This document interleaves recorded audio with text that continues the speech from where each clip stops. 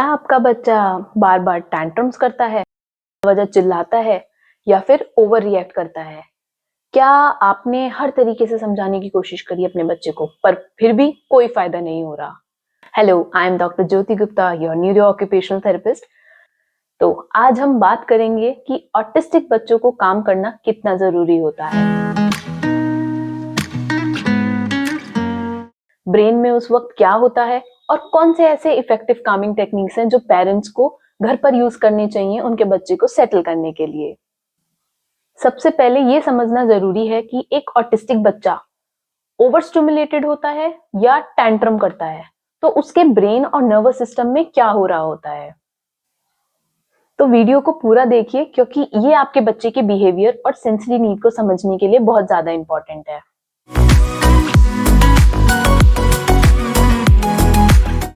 एमिल्डा, जो कि हमारे ब्रेन का फियर और इमोशन सेंटर होता है, वो ओवर रिएक्ट हो जाता है, जिसमें बच्चे को डर लगता है, गुस्सा आता है, एंजाइटी ज्यादा होने लगती है। सेकंड, ब्रेन का सिंपैथेटिक नर्वस सिस्टम, जो कि उसका फाइट और फ्लाइट मोड को एक्टिवेट करता है, उसके ज्यादा एक्टिवेट होने की वजह से बच्चा बहुत ज्यादा हाइपर हो जाता है और बिना वजह भागना दौड़ना शुरू कर देता है, एक जगह रुकता नहीं है, ओवर रिएक्ट करता है, हिटिंग करता है, पुशिंग करता है, स्क्रीमिंग करता है, जो कि एक अपोजिट रिएक्शन दिखाता है। स्ट्रेस हार्मोन का ब्रेन में बहुत ज्यादा हाई हो जाना, जो कि बच्चे को ओवरवेल्म कर देता है, जिससे बच्चा समझने और रिस्पॉन्ड करने में सक्षम नहीं होता, उसको बहुत दिक्कत होती है उसको रिस्पॉन्ड करने में। अगर हम बच्चे को काम नहीं करेंगे तो उसका बिहेवियर और भी बिगड़ सकता है।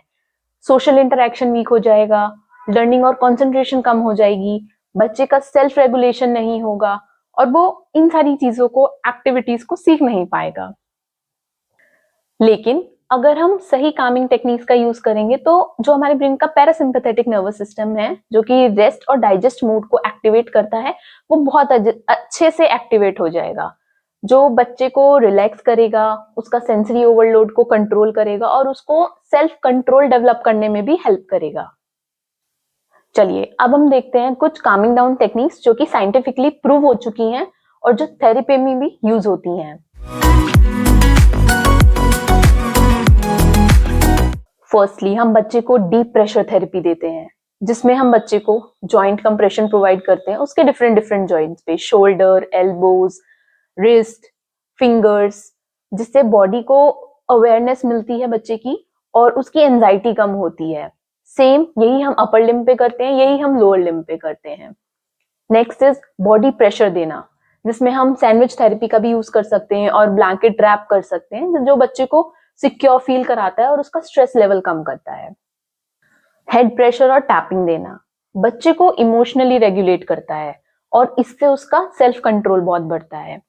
नेक्स्टली हम यूज करते हैं विल्बार्जर ब्रशिंग प्रोटोकॉल, जो कि एक साइंटिफिकली प्रूवन प्रोटोकॉल है। सेंसरी ब्रश से बॉडी को ब्रश करना बच्चे का सेंसरी डिफेंसिवनेस को रिड्यूस करता है और उसकी बॉडी में ज्यादा कंट्रोल्ड बॉडी मूवमेंट फील कराता है। इसके बाद हम जॉइंट कंप्रेशन कराते हैं, जो कि बच्चे को प्रोप्रायोसेप्टिव बॉडी अवेयरनेस देने में हेल्प करता है और उसकी बॉडी अवेयरनेस को स्ट्रॉन्ग करता है। Next is vibration therapy. Vibrating tool हम कोई भी यूज कर सकते हैं, इधर ट्राइपॉड वाइब्रेटर, मसाजर और सेंसरी वाइब्रेटर। इसके यूज करने से बच्चे का जो नर्वस सिस्टम है वो काम डाउन होता है और ब्रेन और बॉडी में जो हाइपर एक्टिविटी होती है वो भी बहुत कम हो जाती है।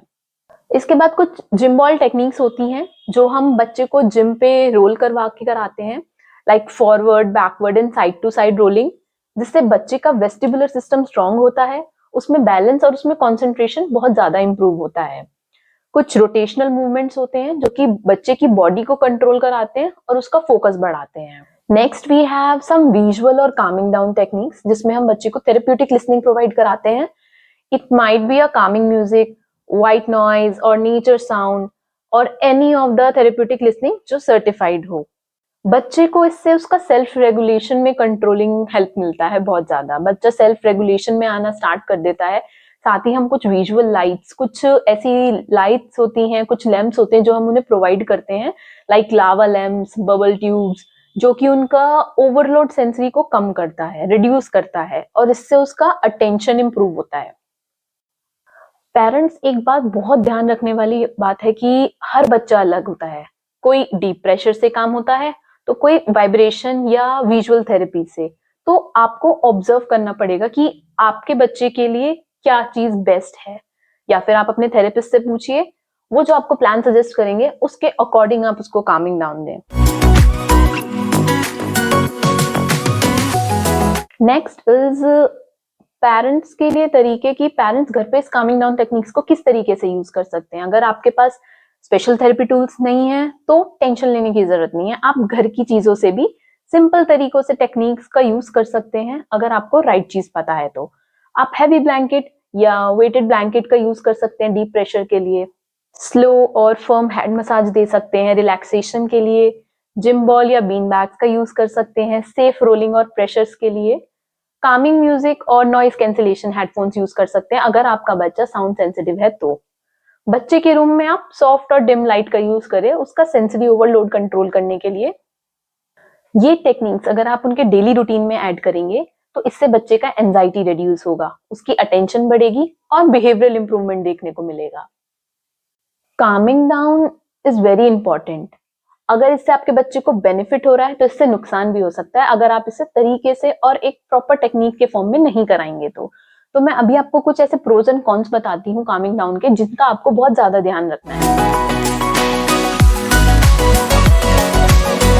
कुछ प्रोज, कुछ एडवांटेजेस, जैसे कामिंग डाउन कराने से बच्चे का सेल्फ रेगुलेशन बढ़ता है, मेल्टडाउन कम होता है, उसका फोकस और उसकी लर्निंग इंप्रूव होती है, बच्चा बहुत ज्यादा सिक्योर फील करता है।